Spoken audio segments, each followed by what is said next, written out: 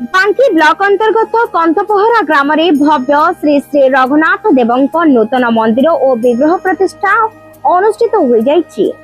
शनिवार दिन पूर्णाहुति कार्यक्रम संपादन होइतिबा बेले भगवान जेना और गीतांजलि जेना कर्ता दायित्व निर्वाह करथिले। मुख्य पूजक प्रमोद दास प्रमुख रीतिनीति अनुसार पूजा अर्चना करथिले। प्रकाश थाउ कि ग्रामवासी सूचना मुताबक रघुनाथ देवंक आशीर्वाद अनुसार दीर्घ 80 वर्ष ऊर्ध्व हेबो ओडगा रघुनाथंक पीठरू कंथपहरा ग्रामर जने भक्त रघुनाथंक आनी ग्राम एक टुंगी घरे स्थापन करी पूजा अर्चना करी आसुथिले। गत वर्ष अक्षय तृतीया दिन गाँ लोके बसी निष्पत्ति नैथिले एठारे एक मंदिर निर्माण करिबा पई। सेथिपई साहिर प्रत्येक व्यक्ति विशेष आग्रह होई अर्थ आदाय करी मंदिर निर्माण कार्य आरंभ करथिबा बेले चलित मास अक्षय तृतीया दिन मंदिर प्रतिष्ठा करथिले। कटक जिला सांसद भद्रहरि महताब मुख्य अतिथि भाव जोग दे श्री रघुनाथ देवंक दर्शन करने सहित आशीर्वाद भिक्षा करने सह ग्रामवासी एकाग्रता और निष्ठापर कार्य देखि प्रशंसा करने सह धन्यवाद अर्पण करथिले।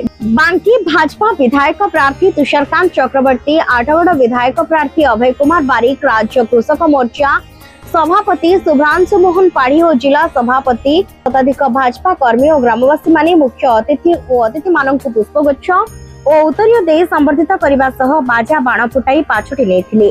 विभिन्न अंचल आसिथिबा 8000 ऊर्ध्व भक्त आबाल वृद्ध बनिता प्रसाद सेवन करथिले। जय श्री राम। भगवान जेना बाकी ब्लॉक कंथपहरा ग्राम पंचायत कौन कहबे आज जो राम मंदिर रे पूर्णाहुति होची आज आपनकर जो मंदिर प्रतिष्ठा ए विषय में कौन मंदिर प्रतिष्ठा रे कौन कहबा माने संसार को चलाउथवा लोक से प्रभु रघुनाथ से रामचंद्र आज अयोध्या रे जेंति राम मंदिर प्रतिष्ठा हेतिला फतेगढ़ रे हेतिला आज कंथपहरा ग्राम रे वर्तमान दीर्घ 7 दिन धरी पूजा लागि रहितिला।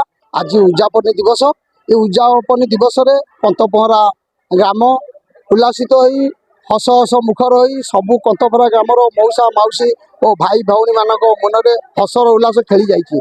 जेमिति कि प्रभु श्रीराम आज आम कंथपहरा ग्राम रे उभा पता पाई आमर जो रघुनाथ मंदिर थिला सेटा आमर 1952 मसीहार मंदिर से जो पितल मूर्ति आमर पूजा पाउथिले सेटा आमर नयागढ़ आमर जेजे बाबा माने आनिथिले।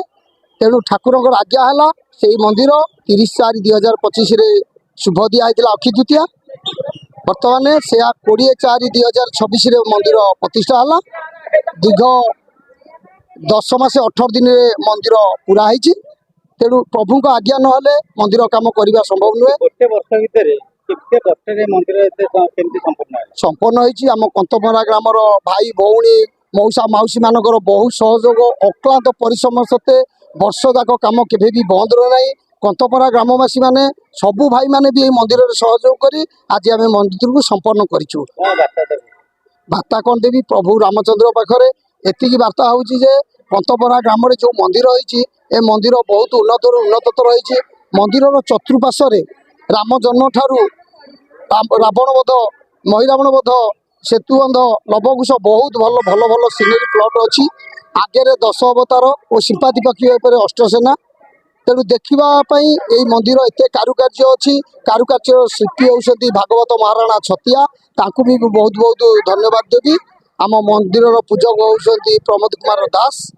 तेणु तांकु भी यही मंदिर पूजा सी आमको बहुत सहयोग कर आमे जो आज नुआ विग्रह बसी यही विग्रह निजे आम ग्रामर शरद चंद्र निशंक बरेन्द्र कुमार साई बड़ भाई सांग रंकनीति खटुआ आउ प्रशांत कुमार जेना आउ मु निजे भगवान जेना आमे 5 जन प्रभु का आज्ञा 1700 किलोमीटर 2.5 दिन कभर कर राजस्थान में पहुंची।